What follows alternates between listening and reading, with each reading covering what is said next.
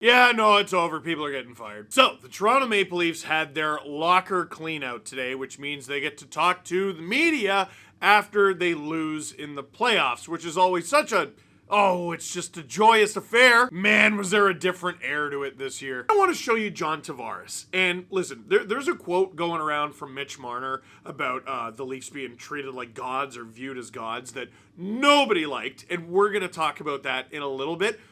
I hated this from John Tavares, and I'll tell you why. Just show it. John, what gives you the belief that the core that's been assembled here will push through eventually?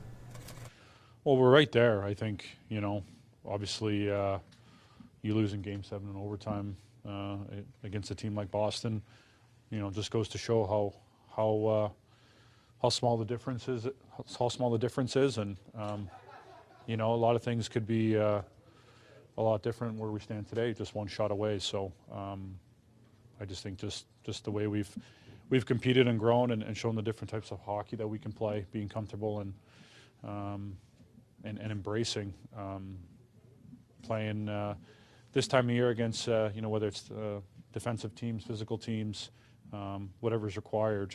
I think we certainly shown a lot of growth in those areas.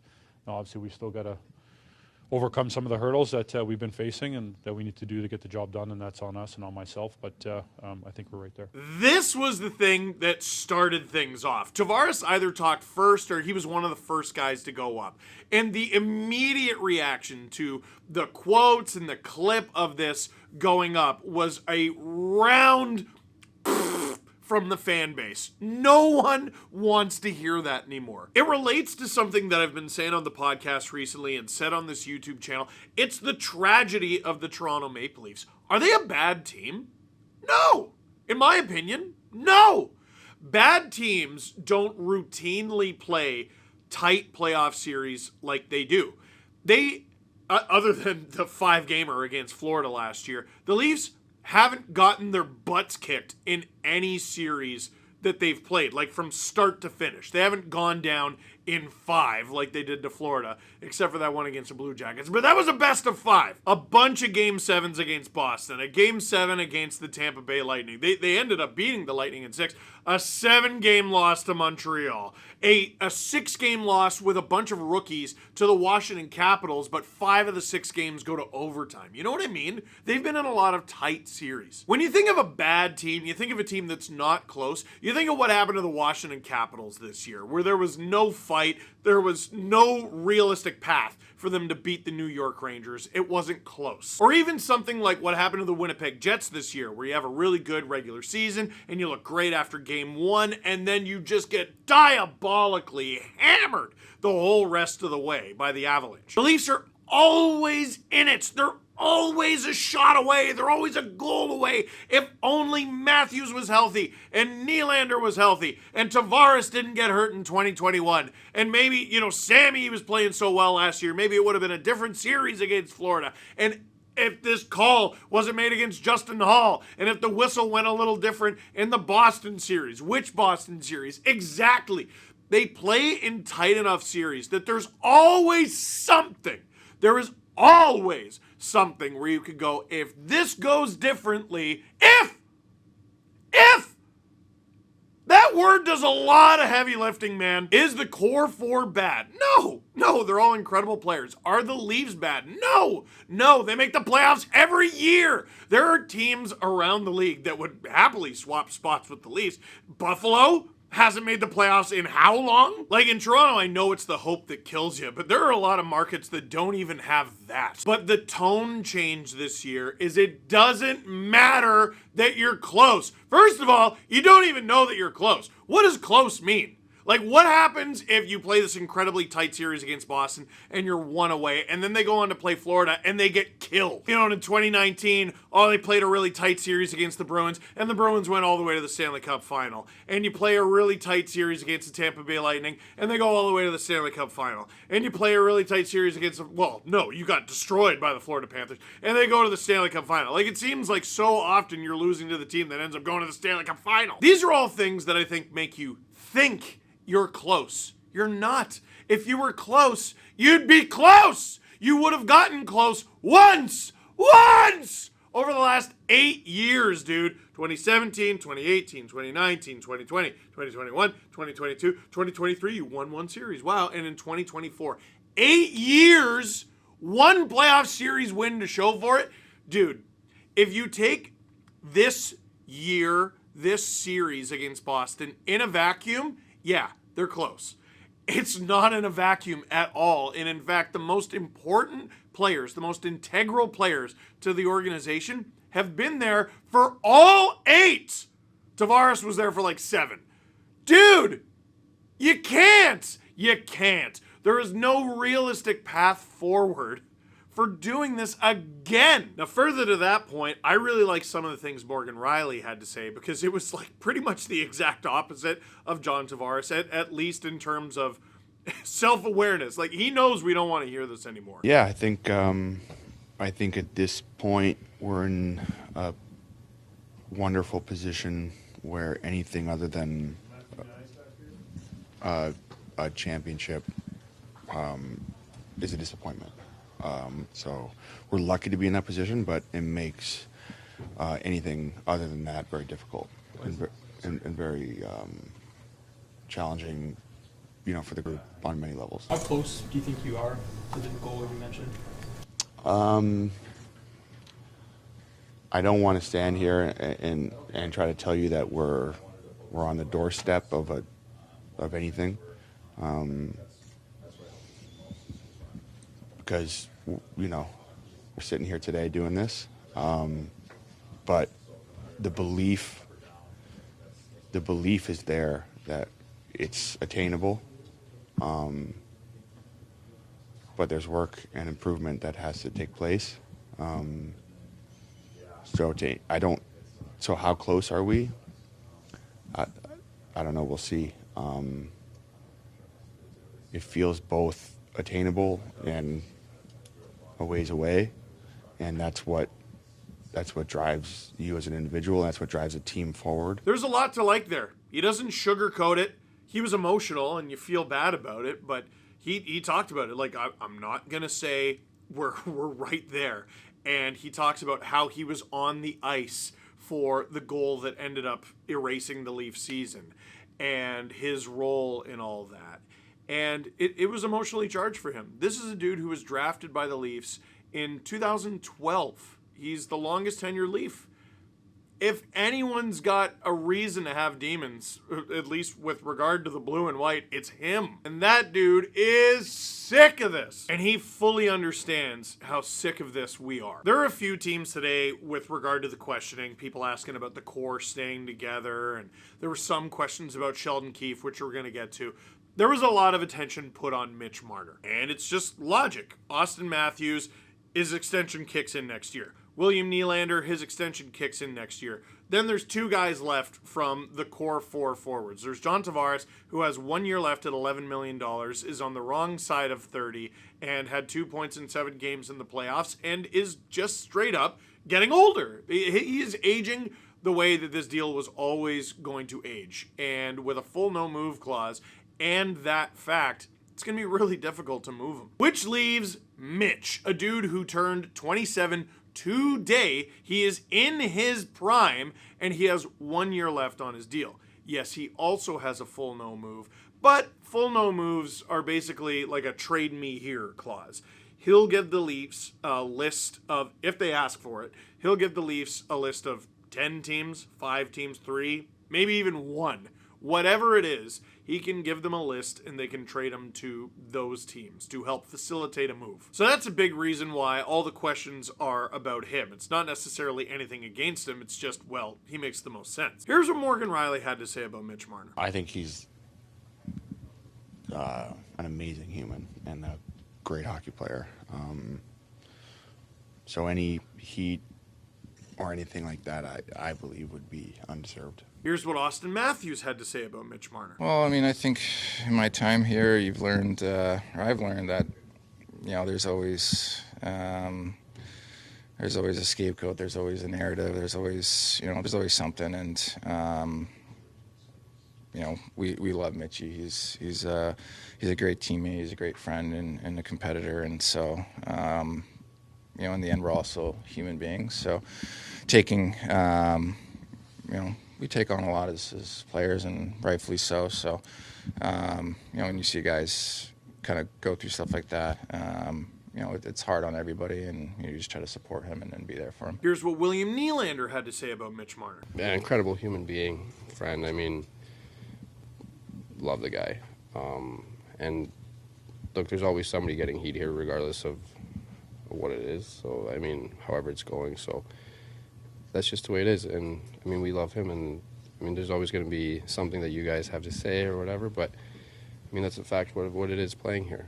I mean, like I said, everybody loves him and want the best for him. They like him. They like the guy. He's a good guy, good teammate. He's their friend. I don't doubt any of that. That's one of those ones where, like, I don't know, like, you can't not ask the question, right? It's a huge topic. Everyone's talking about it. You're not going to get to talk to these guys for the rest of the summer. You're not going to get to talk to them for months. You have to ask them about what the fans are talking about. On the other side of the coin, like, I don't know what you expect them to say. Yeah, I hope he's gone. Even if they thought that, which I don't think they do, they're not going to say it. I'm sure he's a nice guy. I'm sure they love the guy. He's a great player. He's a great player, incredible player.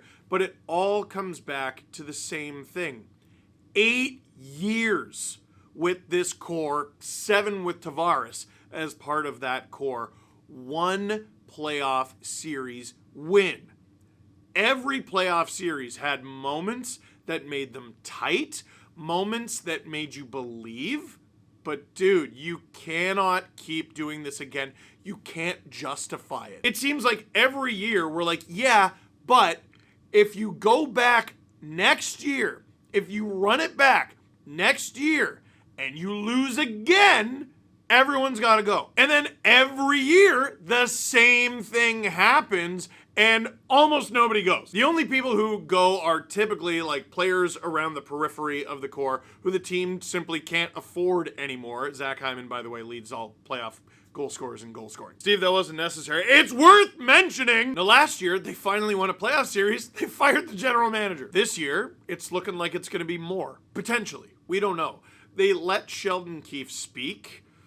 On Thursday, they said management is speaking, and they usually name people individually. Like, for example, Brendan Shanahan will be speaking. And then any potential of trades for the core pieces, you're probably looking at July after, like, bonuses are paid out and stuff to make them more attractive trade targets. It's great that they're friends. I'm sure that they're friends with all the guys they've lost. Like, I'm sure they're friends with, like, Trevor Moore, and they like Ilya Mikheyev and Zach Hyman and Freddie Anderson. I know was really tight with Austin and Mo. And dude, you got to move on. You have to move on. At some point, something critical, something integral about this team has to change.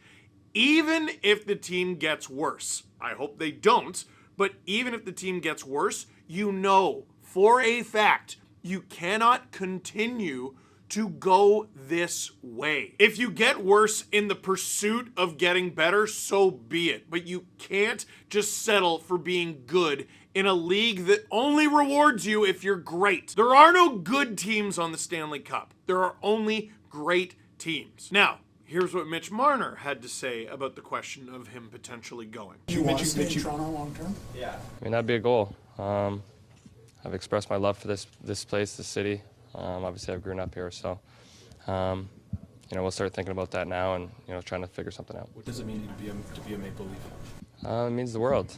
Obviously, we're looked upon as kind of gods here, to be honest, and something that you really appreciate, and the love that you get here from this fan base and this attention is kind of none like any other. So.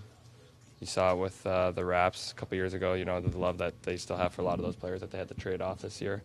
And that's kind of the love you want. All right. So that quote is going around, and I don't, listen, when I heard it, because I watched this live, I was surprised by his choice of words. I was. I think people are maybe overreacting to it a little bit, because I think people are interpreting it wrong.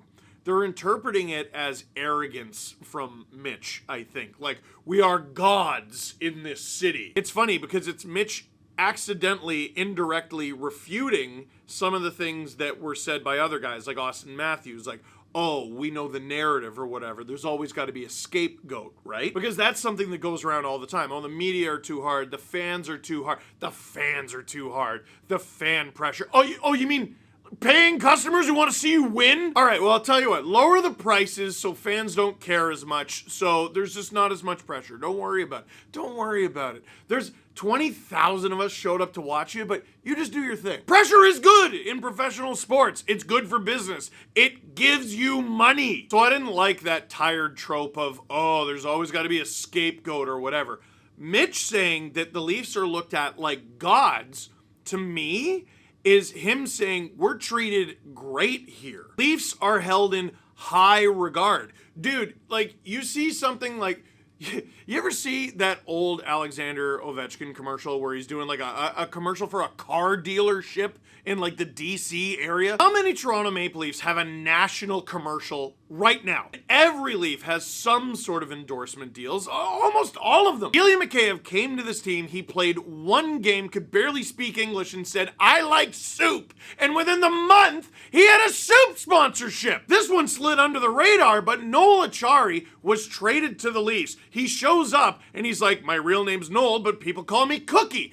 And within a week or two, before he even played his first game as a Leaf, it might have been the same week he debuted as a Leaf, he was in a Tim Hortons spot. There are lots of good things about being a Leaf, and fans look up to you, and kids look up to you, and Mitch knows that. Like, Mitch, maybe more than any other Leaf, during warm-up or morning skate or whatever it is, if there's a fan, a young fan, waiting at the glass, Mitch is always there to give them a puck.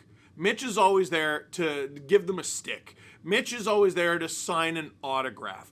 He understands the mantle of being a Toronto Maple Leaf. And by saying that we're viewed as gods, I think he's looking at it as a very good thing. And when people ask about that potentially coming to an end, I think he understands what he could be losing if he is no longer a Toronto Maple Leaf. And he should know that because he grew up loving the Toronto Maple Leafs. Now, Mitch also talked about wanting to sign an extension here, which I think is lovely and everything.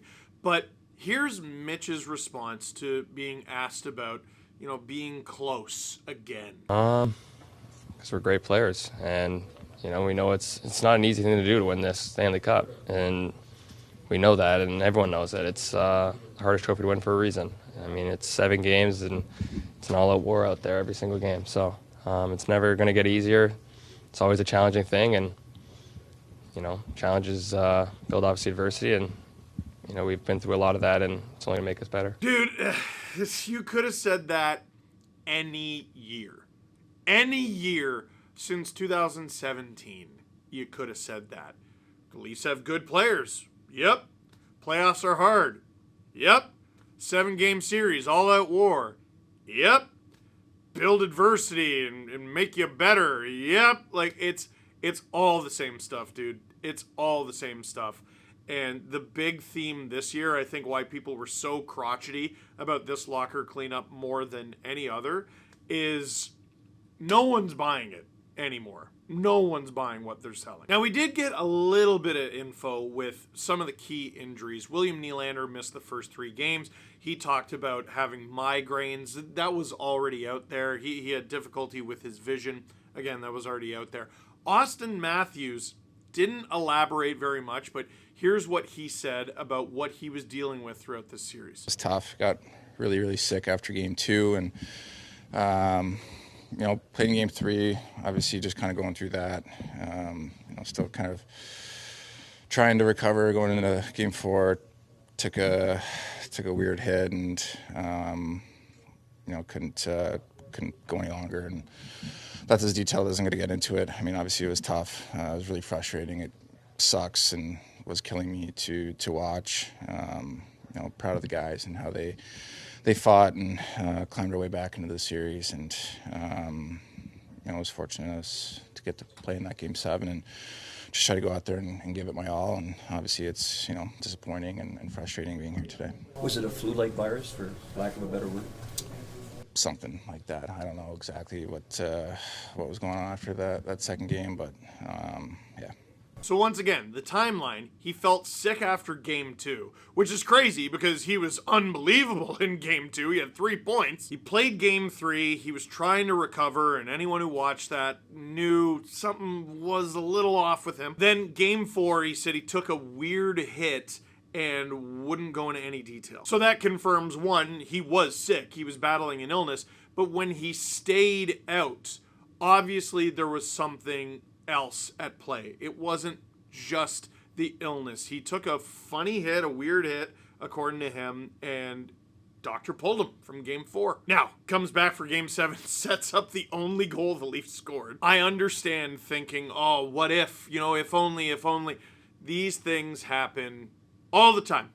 All the time. If we're going to play this game like, oh, if only... You know what? Vegas should have 3 straight cups. You're right. They should have won the 2022 cup. Forget the Avalanche. Even though Vegas didn't even make the playoffs. Yeah, a lot of their guys were hurt, so they should have won. Then in 2023, they won. And did you see? It's because no one was hurt. And then this year, they lost in the first round. But, I mean, if you take into account the fact that guys were hurt and they didn't have a lot of time to play together at the end of the regular season. You know what? Let me call Gary Bettman and get him to delay the playoffs so Vegas can win. Something I'm sure he has talked to people about. I'm not trying to diminish what Matthews or Nylander or what any of the Leafs went through. Of course not. What I am saying, though, is this happens to everybody, dude. The Bruins are banged up, too. We just don't know about what their injuries are because they're still playing. You look at Tampa, go down to Florida, and you're like, oh man, does Tampa stink now? And then you find out everyone is just playing with joints duct taped together, and you're like, oh. But, and I'm on the NHL's email list. Nope, they haven't rescheduled the series. They're not replaying it. They're just sort of letting it go. That's how it works, man. It sucks. It sucks that it worked out that way. It sucks that it worked that way for 8 years now. You got to do something. Now, the person who I thought was most insightful on the day was Sheldon Keefe, who, as soon as it started, I might just let him go for a few answers here. He took accountability for the team while still remaining bullish on the group and on himself. So, hi, thanks for your patience today. Today is always a difficult day, and really the worst day of the season, which is... It should feel that way when you don't meet expectations, and today is certainly one of those days. We're in the results business here, and we didn't get results, and we haven't met expectations. And as a head coach, I take responsibility for that. You have a team that has expectations and has goals in mind, and you don't reach them. It's not a good feeling. My job as a head coach is to find solutions and chart a path ahead for the group to come through and to succeed at the most important time of year. And we haven't done that. I do feel we've, a year ago, took a step in the right direction as a group. I love the resolve that we showed in this series, Game 5 and 6 in particular, to give us a chance to compete in Game 7. But clearly that's not enough, and that sits with me. With that, I'll take questions. There's a couple of things with it.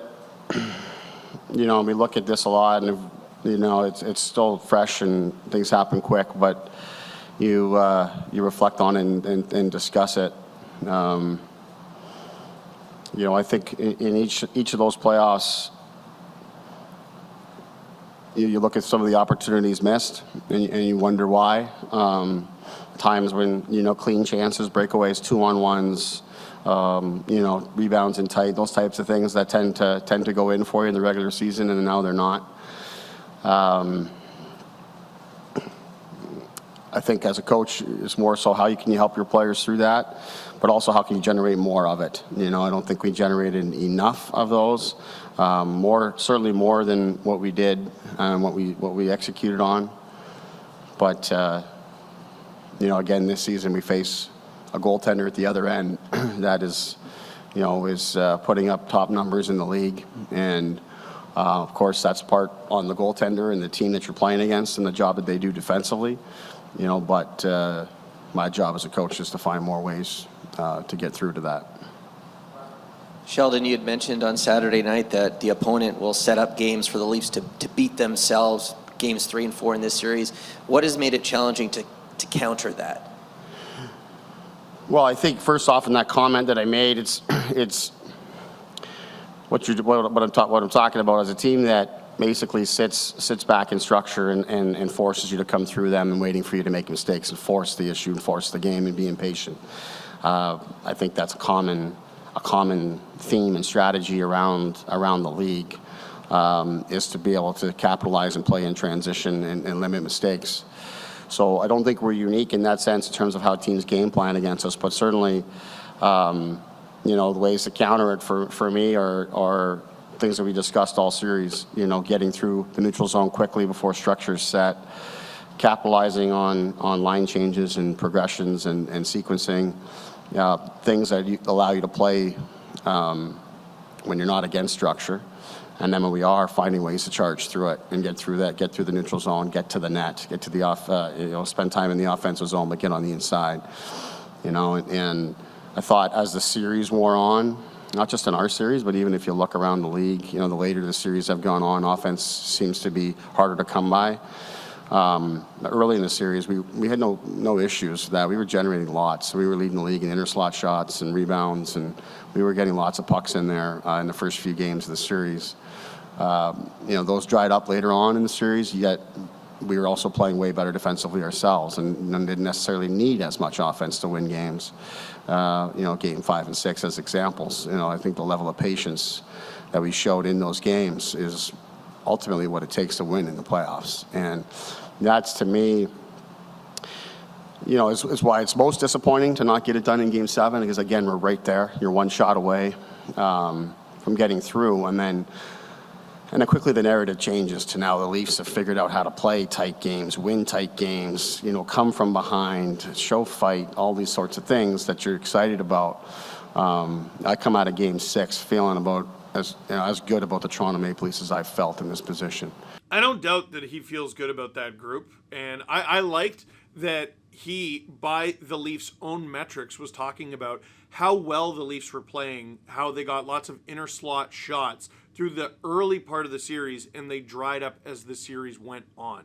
Then they were able to play like a tight defensive game and all that. Not sure what that says about the goaltending early in the series, if you think you were playing well and you were generating a lot, and you still, forget the goalies, you were generating a lot and you still weren't able to score! Another reason why you can't run this back, dude. That almost makes it worse. So wait a sec. By your own metrics, things were going well. And the puck still wasn't going. Yeah, but next year they might go. They might! For someone else. You can't run this back. All of it comes back to you can't run this back. Even if the Leafs were to keep Sheldon Keefe, they decide it's better to just keep him, you cannot, under any circumstances, give him the same team.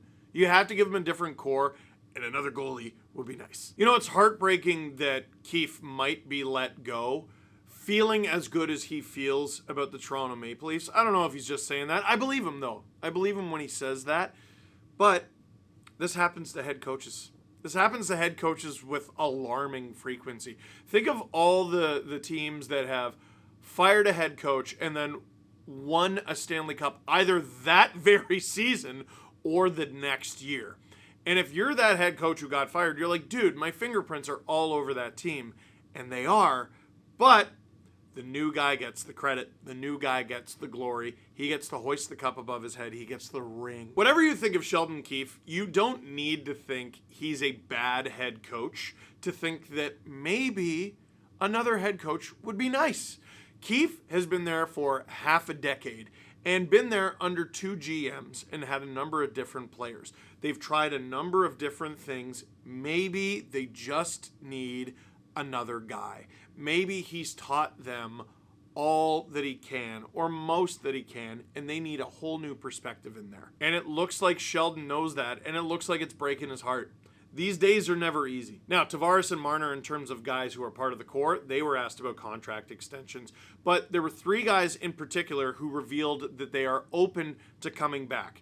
Ilya Samsonov, Max Domi, and Tyler Bertuzzi. Samsonov mentioned that he would like term on whatever deal that he gets, you know, for his family, and that makes sense. I understand his reasons for wanting that. I mean, why wouldn't you want a longer contract? Bertuzzi said it's something that he's open to, which, if I had to put odds on it right now, it's not looking good. Max Domi also left the door open to coming back, which I think is something that a lot of fans in this fan base would be open to. But again, it's an air of, well, it's sort of out of my control. You know how many times over the last few years there has been a player who's wanted to play in Toronto, and the Leafs have wanted that player to play in Toronto, but they can't afford to offer that player anything even remotely close to market value because they don't have the cap space.